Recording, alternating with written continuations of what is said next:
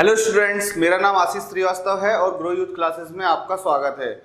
तो आज हम क्लास 12th का चैप्टर फर्स्ट जो पढ़ रहे थे उसके आगे बढ़ेंगे, इलेक्ट्रिक फील्ड के बारे में पढ़ेंगे। जैसा कि हम लास्ट क्लास में हमने कूलम्ब्स लॉ के कुछ न्यूमेरिकल्स किए थे और प्रीवियस ईयर के क्वेश्चंस भी किए थे साथ में। तो आज हम शुरू करेंगे इलेक्ट्रिक फील्ड क्या होता है और इलेक्ट्रिक फील्ड किसी पॉइंट चार्ज की वजह से या कोई चार्ज जो है उसका कोई और दूसरा फॉर्म है उसकी वजह से इलेक्ट्रिक फील्ड क्या होता है और फोर्स पे क्या इफेक्ट पड़ेगा। ठीक है, तो ये हम आज पढ़ेंगे। क्लास शुरू करने से पहले आप लोगों से रिक्वेस्ट है कि हमारा यूट्यूब चैनल है ग्रो यूथ क्लासेस, इसको ज़्यादा से ज़्यादा लोगों तक शेयर करें और उनसे सब्सक्राइब करवाएं। जो बच्चे क्लास 12th में हैं उनके लिए क्लास बहुत ज़्यादा हेल्पफुल रहेगी, क्योंकि हम कोशिश करेंगे कि एग्जाम से पहले ये कोर्स जो रिड्यूस्ड सिलेबस है आपका कंप्लीट करवा दिया जाए। ठीक है, तो चलो आज की क्लास शुरू करते हैं। सबसे पहला पॉइंट है हमारा electric field due to a point charge. Electric field जो टर्म है वो क्यों आया और ये होता क्या है, तो सबसे पहले ये समझते हैं। इलेक्ट्रिक फील्ड अगर हम बात करें एक चार्ज की, मान के चलो यहां कोई एक बॉडी है और इस पे मान के चलो ये नेट चार्ज जो है, नेट चार्ज यहाँ पे जीरो है। नेट चार्ज जीरो होने का मतलब क्या होता है? नेट चार्ज जीरो होने का मतलब होता है जितने पॉजिटिव चार्ज हैं उतने ही नेगेटिव चार्ज हैं। तो यहाँ पे जितने पॉजिटिव चार्ज हैं इस बॉडी में सेम उतने ही नेगेटिव चार्ज हैं, राइट। तो अगर हम बात करें यहाँ पे नेट चार्ज जीरो है और यहाँ पे अगर हम कोई दूसरी बॉडी लाते हैं जिसपे चार्ज है माइनस क्यू, यानी कि माइनस के चार्ज हैं इस पे, अगर ये बॉडी हम इसके पास लाते हैं और इस पे नेट चार्ज जीरो है, तो अकॉर्डिंग टू कूलम्ब्स लॉ के अकॉर्डिंग क्या होना चाहिए? इसका जो फोर्स होना चाहिए वो जीरो होना चाहिए, क्योंकि Q1 इंटू Q2, इस पे चार्ज अगर जीरो है, नेट चार्ज जीरो है और ये Q है, तो नेट फोर्स कितना होना चाहिए? जीरो। ठीक है, नेट फोर्स जीरो होना चाहिए। बट अगर हम यहां देखें कि ये निगेटिव चार्ज है तो इसको पास लाएंगे तो इस पे फोर्स लगाता है, ये फोर्स लगाता है इस पे। कैसे लगाता है? Due to induction. इंडक्शन की वजह से ये फोर्स अप्लाई करता है। अब इंडक्शन की वजह से अगर इस पे फोर्स अप्लाई करता है तो कैसे करता है हम देखते हैं। जब ये नेगेटिव बॉडी इसके पास लाते हैं तो पॉजिटिव चार्ज इस तरफ, यानी कि पोलराइजेशन होता है। जितने पॉजिटिव चार्ज थे वो थोड़ा सा लेफ्ट साइड में शिफ्ट हो जाते हैं और जो नेगेटिव चार्ज थे वो राइट साइड में शिफ्ट हो जाते हैं। अब अगर यहाँ पे हम फोर्स की बात करें कि यहाँ पे नेट फोर्स क्या होगा, तो नेट फोर्स यहां हम देख रहे हैं जीरो होगा। बट यहां अगर हम बात करें नेट फोर्स क्या होगा, तो यहां से यहां की डिस्टेंस अगर मान लो R1 है और ये माइनस के चार्ज है यहां तक, अगर डिस्टेंस अगर R2 है, तो फोर्स हम देखेंगे R1 की वजह से फोर्स, यानी कि जो पॉजिटिव चार्ज है इन दोनों के बीच में फोर्स कितना होगा? Q।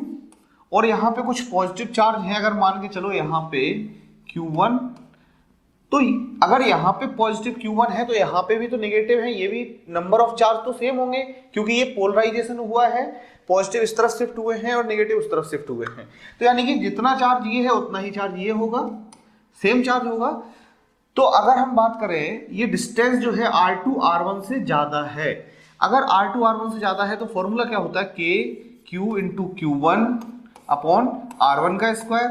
एक फोर्स ये होगा, एक फोर्स ये होगा R2 की वजह से KQ, ये वाला Q, और ये Q1 डिवाइडेड बाई R2 का स्क्वायर। ये बताओ K कांस्टेंट है, Q यहाँ पे सेम है जो ये चार्ज है, और Q1 जो है वो भी सेम है, क्योंकि जितने पॉजिटिव चार्ज है उतने ही नेगेटिव चार्ज होंगे।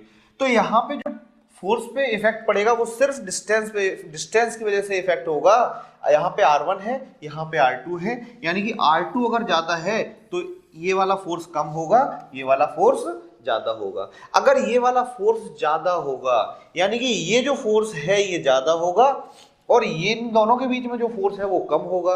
अब इन दोनों के बीच में फोर्स कम है, इसमें ज्यादा है, तो यानी कि यहाँ पे कुछ ना कुछ नेट फोर्स जरूर होगा, क्योंकि ये वाला फोर्स ज्यादा है। तो हमें क्या लगता है कि या तो कूलम्ब्स लॉ गलत बता रहा था हमें, या फिर यहाँ पे इंडक्शन की प्रॉपर्टी गलत है। ऐसा पॉसिबल है क्या? नहीं, दोनों चीजें यहाँ पे करेक्ट हैं। लेकिन हमने जब लिमिटेशंस पढ़े थे, लिमिटेशंस ऑफ कूलम्ब्स लॉ पढ़ा था, लिमिटेशंस में हमने क्या देखा था, लिमिटेशन में हमने देखा था कि कूलम्ब्स लॉ सिर्फ वहां अप्लाई होता है जहां पॉइंट चार्ज की बात हो। यहाँ पे ये पॉइंट चार्ज नहीं है, यहाँ एक बॉडी है ये, और अगर यहाँ एक बॉडी है तो कूलम्ब्स लॉ अप्लाई यहाँ नहीं होता है, क्योंकि कूलम्ब्स लॉ की लिमिटेशन कहती है कि पॉइंट चार्ज पे ही कूलम्ब्स लॉ लगा सकते हैं। अब अगर यहाँ पे पॉइंट चार्ज होता तो R1 और R2 में कोई डिफरेंस नहीं होता, सेम डिस्टेंस होती, और सेम डिस्टेंस होती तो फोर्स सेम होता, पोलराइजेशन नहीं होता अगर पॉइंट चार्ज होता तो। ठीक है, तो ये हुआ, ये हमारा इसकी किसकी वजह से हुआ, ये इंडक्शन की वजह से। अब ये हमने बोला जो इंडक्शन की वजह से क्या हो रहा है, चार्ज एक दूसरे पे फोर्स लगा रहे हैं।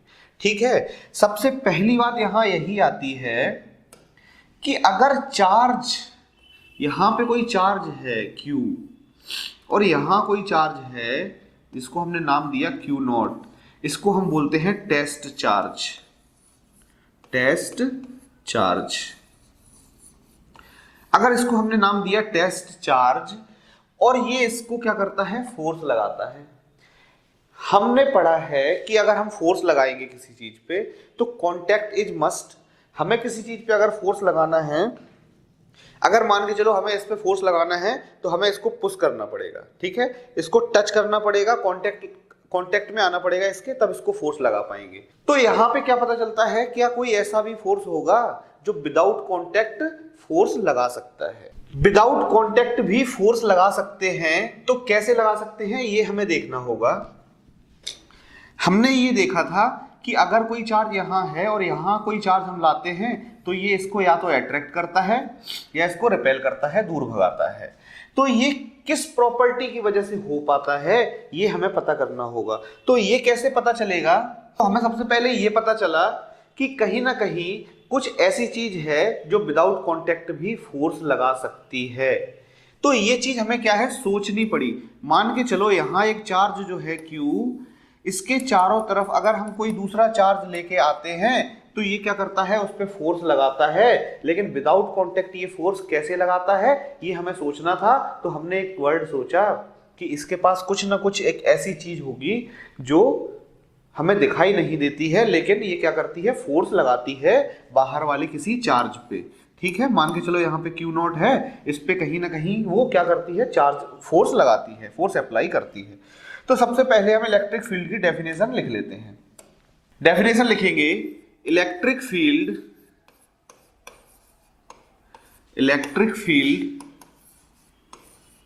Is a space, electric field is a space around a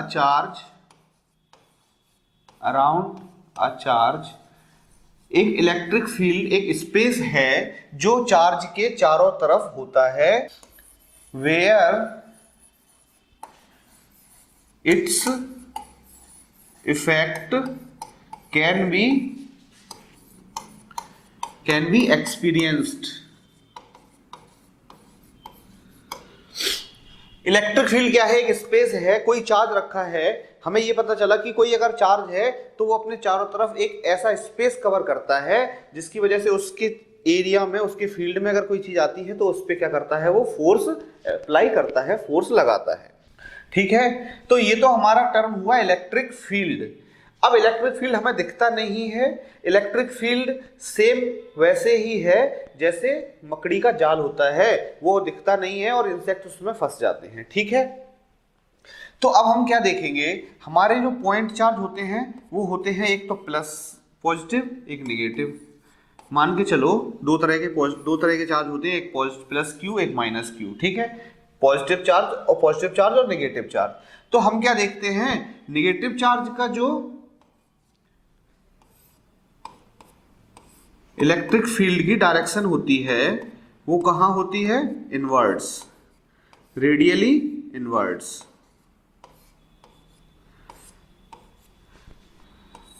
positive charge की वजह से जो इलेक्ट्रिक फील्ड की डायरेक्शन होगी वो कहां होगी, आउटर, रेडियली आउटवर्ड्स, राइट। ये डायरेक्शन होगी रेडियली आउटवर्ड्स। इसका क्या मतलब है, ये हमें कैसे पता चला कि इलेक्ट्रिक फील्ड की डायरेक्शन किस साइड है।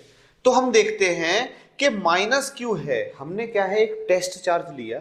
हमें टेस्ट चार्ज की जरूरत क्यों पड़ी? हमें टेस्ट चार्ज की जरूरत इसलिए पड़ी, हमें एक ऐसा चार्ज चाहिए था। हमने कूलम्ब्स लॉ में देख लिया दो चार्ज हैं तो एक दूसरे पे फोर्स लगा रहे हैं, बट हमें क्या पता करना था, हमें ये देखना था कि एक ऐसा चार्ज लाए जो कोई इफेक्ट ना करे और सिर्फ इसी का इफेक्ट हो। तो हम एक छोटा सा बहुत छोटा चार्ज लाए जिसको हमने नाम दिया क्यू नॉट। टेस्ट चार्ज है, इसका मतलब क्या हुआ कि ये जो है ये कोई इलेक्ट्रिक फील्ड जनरेट नहीं करता है। अगर ये इलेक्ट्रिक फील्ड जनरेट नहीं करता है तो यानी कि ये कोई फोर्स नहीं लगाएगा, और ये वाला चार्ज जो है इस पे फोर्स लगाता है अपनी तरफ, यानी कि इसको क्या करता है अट्रैक्ट करता है। तो हमने बोल दिया कि इलेक्ट्रिक फील्ड की डायरेक्शन रेडियली इनवर्ड है, और ये वाला क्या करता है इसको दूर भगाता है। तो हमने बोल दिया कि ये जो इसकी जो इलेक्ट्रिक फील्ड की डायरेक्शन होगी वो रेडियली आउटवर्ड होगी। ठीक है, तो इससे हमें ये पता चल गया कि पॉजिटिव जो होता है वो रेडियली आउटवर्ड होती है इलेक्ट्रिक फील्ड की डायरेक्शन, पॉजिटिव चार्ज की वजह से रेडियली आउटवर्ड्स, और इसको हमने बोल दिया radially inwards. Radially inwards negative charge की वजह से रेडियली इनवर्ड्स। ठीक है, ये हमारी इलेक्ट्रिक फील्ड की डायरेक्शन आ गई। अब हमें इलेक्ट्रिक फील्ड की डायरेक्शन आ गई, लेकिन इलेक्ट्रिक फील्ड क्या है, सिर्फ एक एरिया कवर करता है कि हाँ एक चार्ज की वजह से एक एरिया है जहां पे वो क्या कर रहा है फोर्स लगा रहा है वो चार्ज। अब क्या करेंगे, फोर्स कम और ज्यादा भी हो सकता है। फोर्स अगर कम और ज्यादा हो सकता है तो कहीं ना कहीं उसकी कुछ मतलब उसको हमने नाम क्या दिया इंटेंसिटी, यानी कि कितना स्ट्रांग है कितना वीक है ये पता करने के लिए हमने उसको क्या नाम दिया इंटेंसिटी। तो यहां पे नया टर्म आता है intensity of electric field. Intensity of electric field, intensity of electric field, ये हमारी जो टर्म थी इंटेंसिटी ऑफ इलेक्ट्रिक फील्ड। इसी टर्म की वजह से हमने इसको नाम क्या दिया, इसको हमने नाम दिया कैपिटल ई। कैपिटल ई नाम दिया इसको। इसको हमने देखा कि इसी की वजह से फोर्स लगता है। अगर हम सिंपल लैंग्वेज में बोले तो इंटेंसिटी ऑफ इलेक्ट्रिक फील्ड क्या है, इंटेंसिटी ऑफ इलेक्ट्रिक फील्ड है इफेक्ट ऑफ चार्ज। चार्ज जो रखा हुआ है, कोई भी चार्ज हो, पॉइंट चार्ज कोई भी हो, पॉइंट चार्ज अगर कोई है तो उसका जो इफेक्ट होता है चारों तरफ, उसका जो इफेक्ट होता है वो क्या करता है फोर्स लगाता है किसी भी चीज पे। तो intensity of electric field is nothing but effect of the charge, यानी कि जो चार्ज यहां पे रखा हुआ है,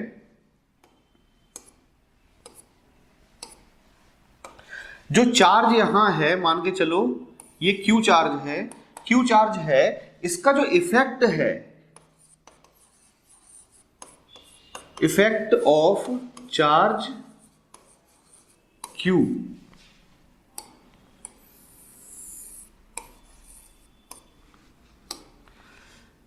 इंटेंसिटी ऑफ इलेक्ट्रिक फील्ड कह सकते हैं हम इफेक्ट ऑफ चार्ज क्यू, यानी कि क्यू जो चार्ज है उसका जो इफेक्ट है सराउंडिंग, यानी कि उसके चारों तरफ जो इफेक्ट है उसका, उसी को हम बोलते हैं इलेक्ट्रिक फील्ड इंटेंसिटी, और वही क्या करता है फोर्स अप्लाई करता है। ठीक है, अगर हमने इसको इंटेंसिटी ऑफ इलेक्ट्रिक फील्ड बोला है तो हम एक बात बोलेंगे कि the force on a test charge. Test charge समझ लो पहले, टेस्ट चार्ज सिर्फ एक ऐसा चार्ज है जो कोई इलेक्ट्रिक फील्ड जनरेट नहीं करता है, अपने चारों तरफ कोई इलेक्ट्रिक फील्ड जनरेट नहीं करता है, सिंपली बस वो चार्ज लाते हैं और उस पर हम देखते हैं कितना फोर्स लगा रहा है कोई चार्ज। ठीक है, यानी कि वो सिर्फ टेस्ट के लिए है, उसकी वजह से कोई फोर्स अप्लाई नहीं होता है। ठीक है, the force on a test charge Q, ये क्यू नॉट बोले, तो अगर हम देखें कि इस पे फोर्स कितना लगेगा। अच्छा एक बात बताइए, यहां पे हमने देखा कि कोई चार्ज है Q या पॉजिटिव Q, ठीक है। अब पॉजिटिव है या नेगेटिव ये तो हम बाद में देखेंगे, क्योंकि रेडियली इनवर्ड या रेडियली आउटवर्ड कुछ भी होगा, लेकिन हमें क्या देखना है अभी, सिर्फ इंटेंसिटी ऑफ इलेक्ट्रिक फील्ड देखनी है। तो हम क्या करेंगे, मान के चलो हमने यहाँ पे Q नॉट रखा, अगर हमने यहाँ Q नॉट रखा और हमने देखा कि ये जो है इसकी वजह से ये दूर भाग रहा है, अगर ये रिपेल हो रहा है, तो हम बोलेंगे यहाँ पे इलेक्ट्रिक फील्ड है, हाँ इलेक्ट्रिक फील्ड यहाँ है। ठीक है, अगर हमने यहाँ रखा, हमने देखा इलेक्ट्रिक फील्ड है बिल्कुल यहाँ, अगर फोर्स अप्लाई हो रहा है तो इलेक्ट्रिक फील्ड है। तो अब हमें क्या करना था, हमें एक टर्म निकालनी थी इलेक्ट्रिक फील्ड की कि कैसे हम इलेक्ट्रिक फील्ड को मेजर करेंगे। तो हमने उसको फोर्स से रिलेट किया। मान के चलो हमने यहाँ एक पॉइंट चार्ज रखा Q और एक हमने टेस्ट चार्ज लिया यहाँ पे। हमने उस पे देखा इस पे जो फोर्स लग रहा है इस चार्ज पे वो 10 न्यूटन है, यानी कि यहाँ पे इंटेंसिटी ऑफ इलेक्ट्रिक फील्ड है, प्रेजेंट है। इस चार्ज की वजह से यहाँ पे इलेक्ट्रिक फील्ड है और यहीं पे पहले इस वाले चार्ज को हमने हटा के और थोड़ा सा ज्यादा, यानी कि मान के चलो 2 कूलम का चार्ज रखा। अभी मान के चलो 1 कूलम का चार्ज रखा था, उस पर हमने देखा 10 न्यूटन फोर्स लग रहा था, रिपेल हो रहा था, राइट। अभी हमने 2 कूलम का चार्ज लिया, यहाँ पे 2 कूलम का चार्ज रखा और हमने देखा इस पे कितना फोर्स लग रहा है, 20 न्यूटन। इसका क्या मतलब हुआ, क्योंकि इलेक्ट्रिक फील्ड, इसकी वजह से जो इलेक्ट्रिक फील्ड इंटेंसिटी है यहाँ पे वो तो सेम होनी चाहिए। हमने चार्ज भी चेंज नहीं किया, हमने उनके बीच में डिस्टेंस भी चेंज नहीं की, अगर यहाँ से r डिस्टेंस पे हमने पहले ट्राई किया 1 कूलम रख के और उसी दूरी पर हमने दूसरा चार्ज Q2 कूलम को रख के हमने चेक किया और हमने देखा इसकी इंटेंसिटी, इसका फोर्स कितना, मेजर किया फोर्स, तो कितना आ गया हमारा 20 न्यूटन। तो फोर्स जो है वो कहीं ना कहीं ये चार्ज जो टेस्ट चार्ज है उस पर भी डिपेंड करेगा। तो चार्ज जो है, तब हमारा फोर्स की टर्म हमने क्या निकाली कि एक तो चार्ज जो हमने टेस्ट के लिए रखा वो, और वहां पे जो इलेक्ट्रिक फील्ड इंटेंसिटी है ये वाली term F equal to QE, ये हमारी टर्म, ये हमारा फॉर्मूला जनरेट हुआ क्योंकि हमने यहाँ पे अलग अलग चार्ज रख के देखा, उस पे फोर्स अलग अलग लग रहा था। तो एक तो इंटेंसिटी हमने चेक की, इंटेंसिटी ऑफ इलेक्ट्रिक फील्ड वो, और यहाँ पे जो चार्ज रखा था हमने टेस्ट चार्ज, उस पे चेक किया फोर्स चेंज हो रहा है, यानी कि इन दो चीज पे, ये दो चीजें हैं जिन पे हमारा ये फोर्स वो है डिपेंड कर रहा है, ठीक है। तो हमारा एक फॉर्मूला ये निकला।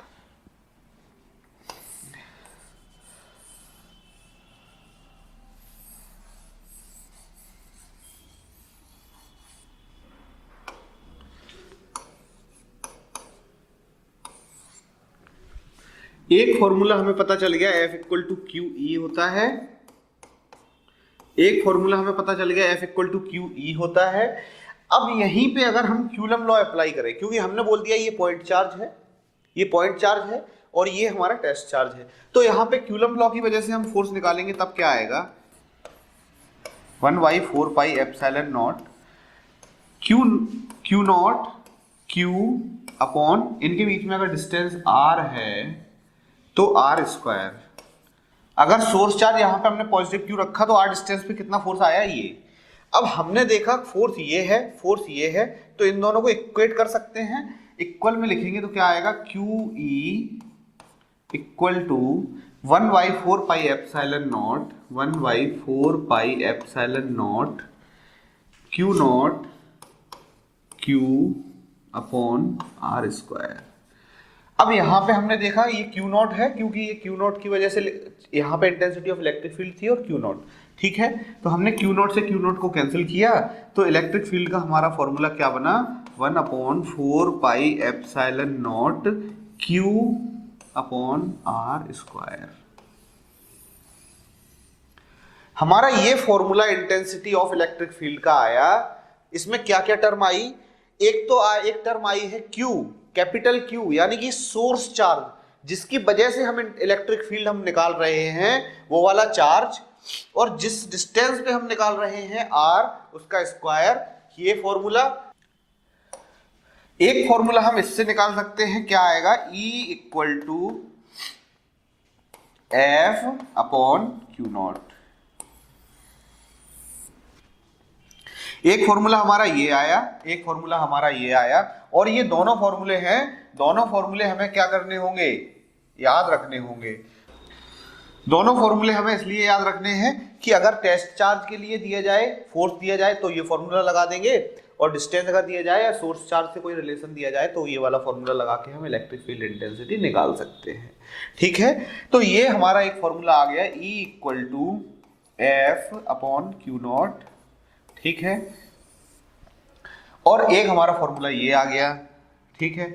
अब हमारे अगर ये दोनों फॉर्मूले आ गए, दोनों फॉर्मूले सही हैं, तो हम क्या करेंगे, अब एक बात देखेंगे हम कि ये जो फॉर्मूला है इससे हमें क्या पता चल रहा है कि जो टेस्ट चार्ज है अगर उसको हम यूनिट मान लें, एक यूनिट चार्ज रखें उसकी जगह, तो इलेक्ट्रिक फील्ड क्या आ जाएगी, इलेक्ट्रिक फील्ड इंटेंसिटी फोर्स के इक्वल हो जाएगी। तो इसमें हमें एक हमें डेफिनेशन पता चलती है, वो ये कि इलेक्ट्रिक फील्ड इंटेंसिटी जो है वो फोर्स तो नहीं है, लेकिन electric field intensity is a measurement of force, ऐसा हम बोल सकते हैं। इलेक्ट्रिक फील्ड इंटेंसिटी क्या है, जो हमें फोर्स निकालने के लिए हेल्प करती है। Electric field intensity is the measurement of force को निकालने के लिए हम इलेक्ट्रिक फील्ड इंटेंसिटी का यूज कर सकते हैं। ठीक है, तो यहां पे अब हम इलेक्ट्रिक फील्ड इंटेंसिटी को हम लिख के देखते हैं इसी तरीके से, if Q naught is 1 then E equal to F। ये हमें याद रखना है, यानी कि इंटेंसिटी ऑफ इलेक्ट्रिक फील्ड वो क्या है, मेजरमेंट ऑफ फोर्स। ठीक है, हमने देखा electric field intensity is a measurement of force. तो हमें फिर ये बताना होगा कि इलेक्ट्रिक फील्ड इंटेंसिटी है क्या वो स्केलर है या वेक्टर है। तो हम देख रहे हैं, यहां हमने देखा था प्लस Q, जिसपे कहा था जो रेडियली आउटवर्ड्स, इलेक्ट्रिक फील्ड की डायरेक्शन कहां थी, रेडियली आउटवर्ड्स। अगर रेडियली आउटवर्ड्स थी इसकी डायरेक्शन और माइनस Q में इसकी डायरेक्शन जो है वो इनवर्ड थी, रेडियली इनवर्ड्स थी, तो हम क्या बता सकते हैं कि इलेक्ट्रिक फील्ड इंटेंसिटी में डायरेक्शन जरूर होगी। तो एक पॉइंट हम लिख सकते हैं, इलेक्ट्रिक फील्ड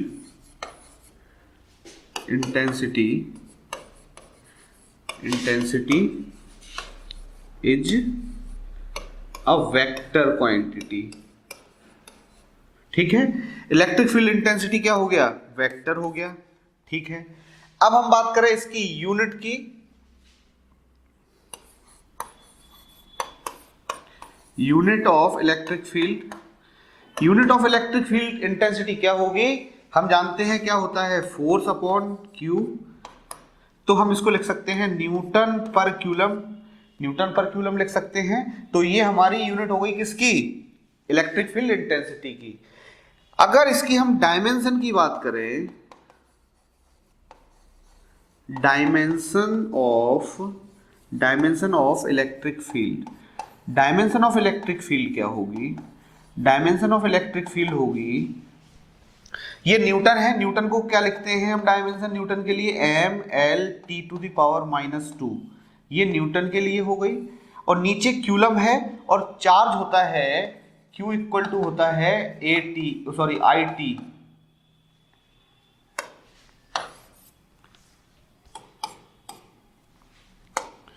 चार्ज होता है Q equal to I into t, यानी कि I के लिए एम्पियर लिखते हैं, टाइम के लिए T लिखते हैं। तो ये इसकी डायमेंशन हो गई क्यूलम की AT।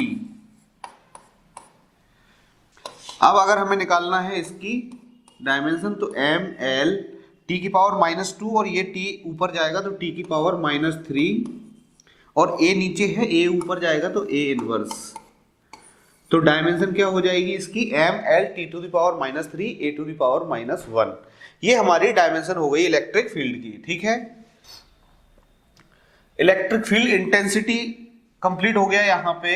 ये तीनों पॉइंट इसके याद रखने हैं हमें। इसके बाद एक चीज है जो मैं अगर डेफिनेशन की बात करूं, तो इसकी डेफिनेशन हम ऐसे लिख सकते हैं,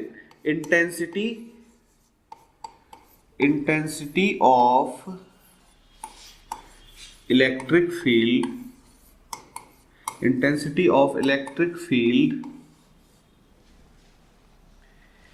इज force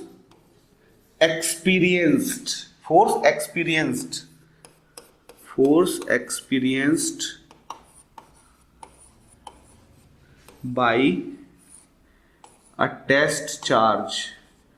टेस्ट चार्ज जो फोर्स एक्सपीरियंस कर रहा है बाई यूनिट टेस्ट चार्ज लिखें यहां पे, अगर हम by unit test charge kept at that location। ये हमारी डेफिनेशन बनेगी इंटेंसिटी ऑफ इलेक्ट्रिक फील्ड की। अब हमने इतना जो पढ़ा, ये हमने पढ़ा सिर्फ किसके लिए, पॉइंट चार्ज के लिए। पर ऐसा तो नहीं है कि पॉइंट चार्ज की फॉर्म में ही हमेशा चार्ज होता है, चार्ज अलग अलग फॉर्म में भी हो सकता है। जैसे हम क्लाउड्स की बात करें, क्लाउड्स में भी चार्ज होता है और उसका वो पॉइंट चार्ज नहीं होता है, ठीक है। तो उसकी वजह से अगर किसी पॉइंट पे हमें चार्ज निकालना हो, अब देखो इंटेंसिटी ऑफ इलेक्ट्रिक फील्ड के लिए तो हम क्या करेंगे, इंटेंसिटी ऑफ इलेक्ट्रिक फील्ड के जब हम न्यूमेरिकल करेंगे तो हम क्या देंगे, हमें एक सोर्स चार्ज दिया होगा और हमसे बोला जाएगा कि इतनी डिस्टेंस पर इसका इलेक्ट्रिक फील्ड क्या होगा, तो हम इजिली फॉर्मूले से निकाल लेंगे। वो जब हम न्यूमेरिकल करेंगे तो हमें थोड़ा और अच्छे से समझ में आ जाएगा। अभी हम बात करते हैं कि हमारा जो चार्ज है वो चार्ज जरूरी नहीं है कि पॉइंट फॉर्म में हो, अलग कई फॉर्म्स में हो सकता है। मान के चलो किसी रॉड पे चार्ज है तो पूरे चार्ज की वजह से हमें निकालना होगा अगर, तब क्या करेंगे, तो उसके लिए हम आगे पढ़ते हैं। चार्ज डिस्ट्रीब्यूशन से हम तीन टाइप के हम देखते हैं यहाँ पे, linear type, linear charge distribution, surface charge और वॉल्यूम चार्ज डिस्ट्रीब्यूशन। ये चार्ज है, इनकी वजह से इलेक्ट्रिक फील्ड हम और देख लेते हैं। क्या लिखा है, electric field due to a charge distribution. अब इनको हम एक एक से समझेंगे। सबसे पहले linear charge distribution. Linear charge distribution क्या है, तो लीनियर चार्ज डिस्ट्रीब्यूशन में मान के चलो ये एक रॉड है और इसकी लेंथ L दी गई है और इस पे चार्ज है, लेकिन इस पे ये चार्ज डिस्ट्रीब्यूट कैसे हुआ ये हमें कैसे पता चलेगा। तो मान के चलो ये कंडक्टर है और हमने किसी चीज को टच कराया जिसमें क्या है, चार्ज है। हमने इसको टच कराया तो चार्ज हमेशा क्या करता है, जब पॉजिटिव चार्ज है तो एक दूसरे को रिपेल करेगा, नेगेटिव चार्ज है तो एक दूसरे को रिपेल करेगा। तो वो जब इससे कांटेक्ट में लाए हम तो उसने क्या किया, इसमें चार्ज आना शुरू हुआ और रिपल्सन की वजह से वो क्या हो गया, पूरी रॉड में वो चार्ज क्या हो गया, डिस्ट्रीब्यूट हो गया। अब जो डिस्ट्रीब्यूट हुआ वो कितनी कितनी डिस्टेंस पर हुआ, ये कैसे डिसाइड होगा, ये डिसाइड होगा एक लेंथ की वजह से।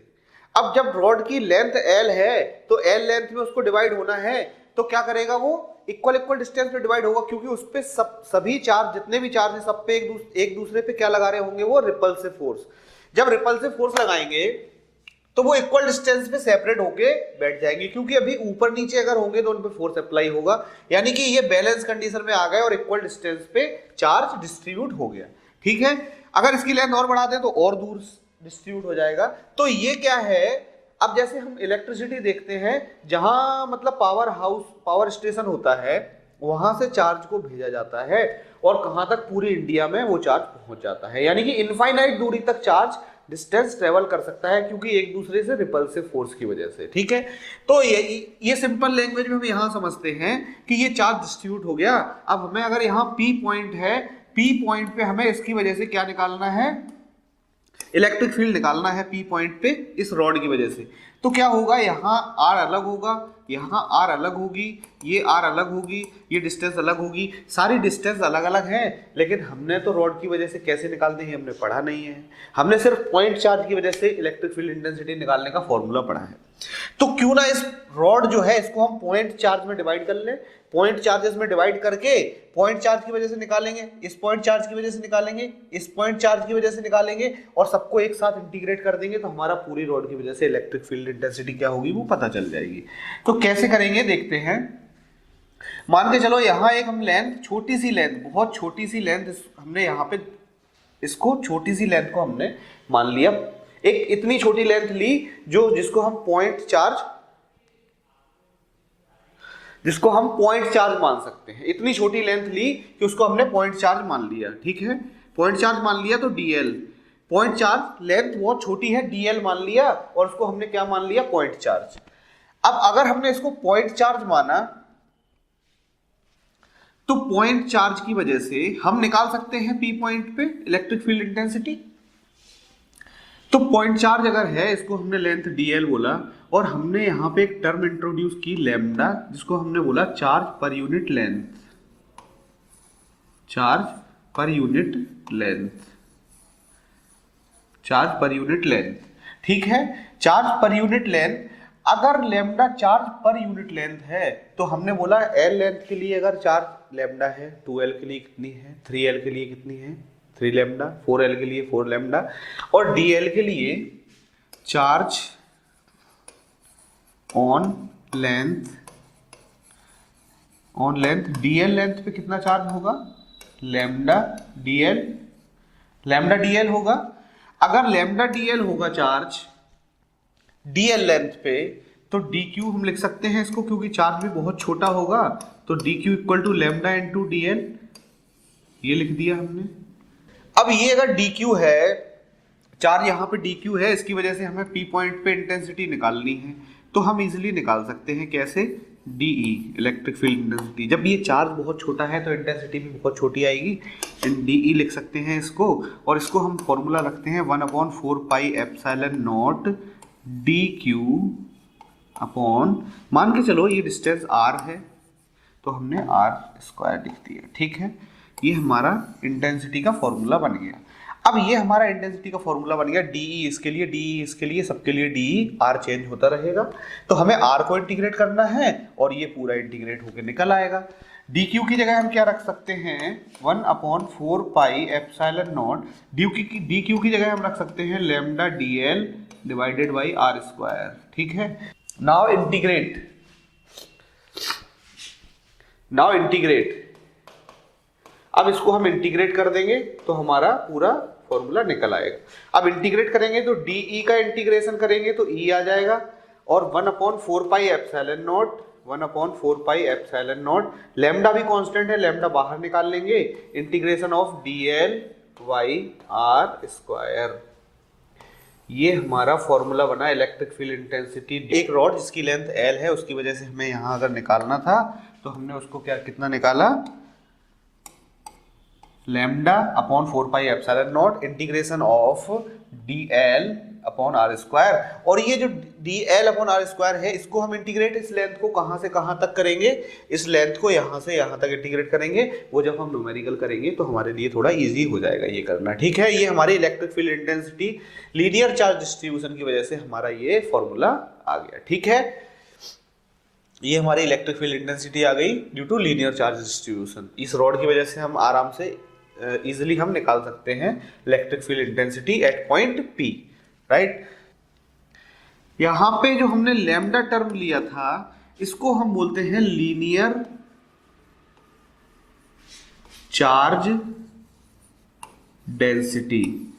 लीनियर चार्ज डेंसिटी, ये टर्म भी हमें याद रखनी है, कहीं इस नाम से देखने को मिल जाएगा। लीनियर चार्ज डेंसिटी क्या होती है? लैम्डा, या हम कहें चार्ज पर यूनिट लेंथ, एक ही बात है। लीनियर चार्ज डेंसिटी बोले या चार्ज पर यूनिट लेंथ बोले। ठीक है, अब हम देखते हैं एरिया की वजह से। कोई एक सरफेस है, एक प्लेट मान लो, इसके लिए अगर हमें निकालना है किसी पॉइंट पर P, किसी पॉइंट P पर हमें इसकी वजह से क्या निकालना है? हमें निकालना है इलेक्ट्रिक फील्ड इंटेंसिटी। अगर इसकी वजह से हमें इलेक्ट्रिक फील्ड इंटेंसिटी निकालनी है, तब हम क्या करेंगे? एक बहुत छोटा सा एरिया लेंगे, जैसे इसमें फिगर में दिखाया गया है, जिसको हमने नाम दिया ds। बहुत छोटा सा एरिया है जिसका नाम दिया ds, और इस छोटे से एरिया पर जितना चार्ज है उसको हमने नाम दिया dq। ये लिखा है dq। ठीक है, dq। तो अगर हम बात करें dq कितना है, तो हमें वही पहले चार्ज पर यूनिट एरिया निकालना होगा। Charge per unit area, charge per unit area, या फिर हम कहें एरियल चार्ज डेंसिटी। यहां पे भी हम एक नई टर्म जनरेट करेंगे, नई टर्म को इंट्रोड्यूस करेंगे जिसका नाम है सिग्मा। इसको हम ऐसे लिखते हैं। ठीक है, क्या नाम है इसका? सिग्मा। तो सिग्मा हमने लिखा इसको, सिग्मा इक्वल टू क्या लिखा? Q अपॉन एरिया, यानी कि चार्ज पर यूनिट एरिया। ठीक है, तो इसी को हमने क्या लिखा? अगर हम बात करें सिग्मा, तो अगर हमने यहाँ पे बहुत स्मॉल लिया है, देखो अगर हम बात करें स्मॉल एरिया के लिए चार्ज, तो dq कितना हो जाएगा स्मॉल एरिया के लिए? Sigma into ds। dq कितना हो जाएगा? Sigma into ds। अगर यूनिट एरिया के लिए चार्ज सिग्मा है, यूनिट एरिया के लिए चार्ज सिग्मा है, तो ds एरिया के लिए कितना होगा? Sigma into ds, sigma into ds हो जाएगा। तो dq चार्ज है स्मॉल एरिया, ds एरिया पे कितना चार्ज है? dq, तो कितना हो गया? Sigma into ds। सिमिलरली जो हमने लीनियर चार्ज डिस्ट्रीब्यूशन में किया था, तो हमें ये याद रखना होगा कि dq यहाँ पे कितना हो गया? सिग्मा इंटू ds, और सिग्मा क्या है? Areal charge density. ठीक है, तो अब इसको हम इलेक्ट्रिक फील्ड इंटेंसिटी इसकी वजह से अगर हमें निकालना है पूरे की वजह से, तो हम इसको क्या करेंगे? इस पूरे सरफेस की वजह से अगर हमें निकालना है तो हम क्या करेंगे? इसको इंटीग्रेट करेंगे। तो क्या फॉर्मूला है? 1/4 pi epsilon naught dq upon R square. ठीक है, ये डीई होगा क्योंकि जब डीक्यू चार्ज ले रहे हैं, बहुत छोटा चार्ज बहुत छोटे एरिया पे, तो इलेक्ट्रिक फील्ड इंटेंसिटी भी बहुत छोटी होगी। अब इसको अगर हम इंटीग्रेट करेंगे, इंटीग्रेट बाद में करेंगे, पहले इसको हम क्या करें, पहले हम डीक्यू की वैल्यू रख देते हैं। तो कितना 1/4 पाई एप्सिलॉन नॉट, डीक्यू की जगह रख देंगे sigma ds divided by R square. ठीक है, अब इसको हम इंटीग्रेट कर देंगे दोनों साइड,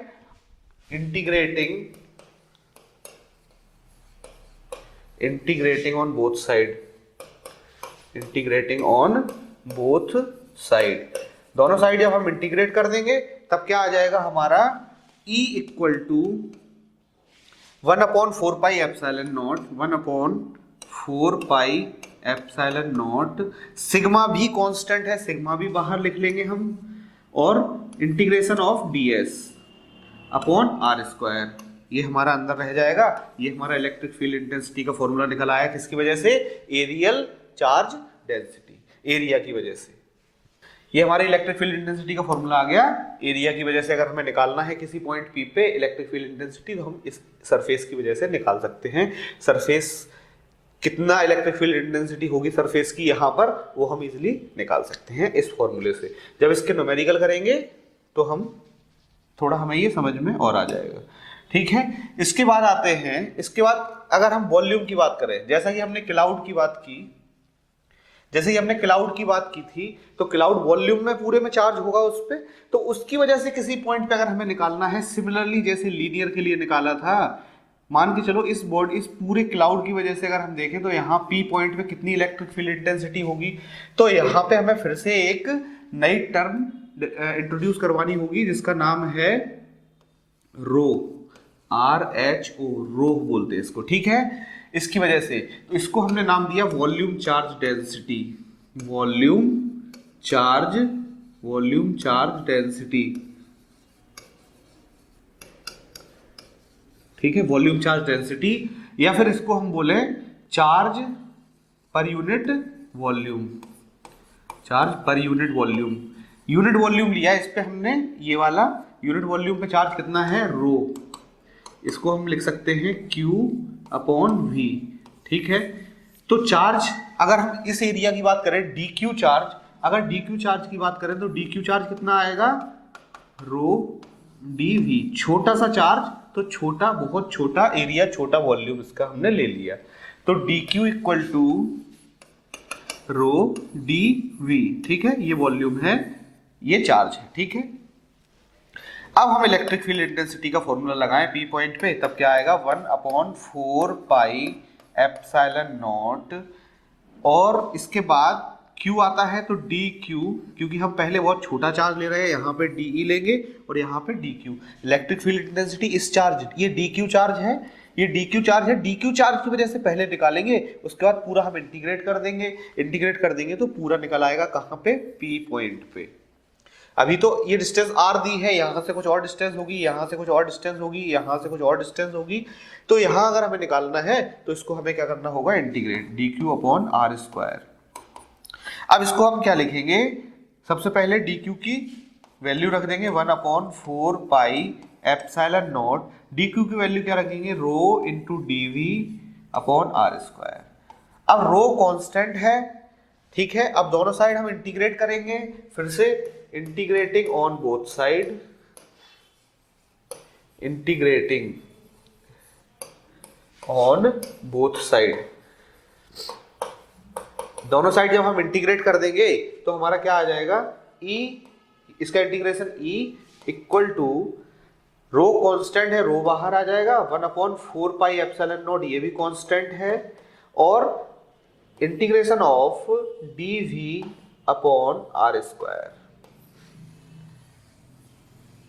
ये हमारा इलेक्ट्रिक फील्ड इंटेंसिटी आ जाएगा, किसकी वजह से, वॉल्यूम की वजह से, यानी कि किसी पूरे वॉल्यूम पे चार्ज है उसकी वजह से अगर हमें इलेक्ट्रिक फील्ड इंटेंसिटी निकालनी है किसी पॉइंट पे, तो इस फॉर्मूले से हम निकाल सकते हैं।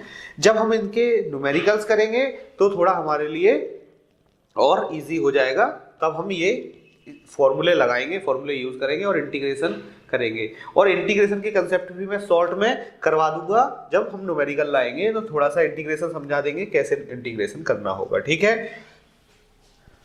तो नेक्स्ट क्लास में हम पढ़ेंगे इलेक्ट्रिक डायपोल के बारे में। आज की क्लास हम यहीं खत्म करते हैं। तो डायपोल क्या है, डायपोल की वजह से हम देखते हैं कि हमारे आसपास जो चीजें होती हैं, कैसे टॉर्क अप्लाई होता है, कैसे चीजें एक दूसरे को अट्रैक्ट या रिपेल करती हैं, वो चीजें हम डायपोल में पढ़ेंगे, क्योंकि वो बहुत इंपॉर्टेंट टॉपिक है हमारा, ठीक है। तो आज की क्लास हम यहीं खत्म करते हैं। ग्रो यूथ क्लासेस को ज्यादा से ज्यादा लोगों तक शेयर करें और सब्सक्राइब करवाएं। Thank you so much.